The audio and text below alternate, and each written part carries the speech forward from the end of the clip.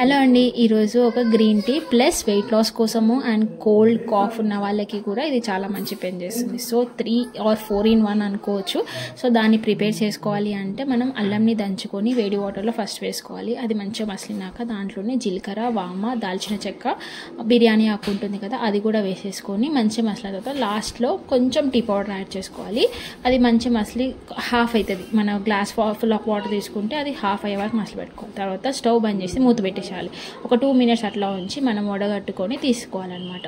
ఇది cold cough ఉన్న వాళ్ళైతే డైరెక్ట్గా తీసుకోవచ్చు. ఒకవేళ వెయిట్ లాస్ అనుకుంటే ఎర్లీ మార్నింగ్ తీసుకుంటే బెస్ట్ రిజల్ట్స్ ఉంటాయి. దాంట్లో కొంచెం లెమన్ అండ్ హనీ యాడ్ చేసుకుంటే సరిపోతుంది. నచ్చితే లైక్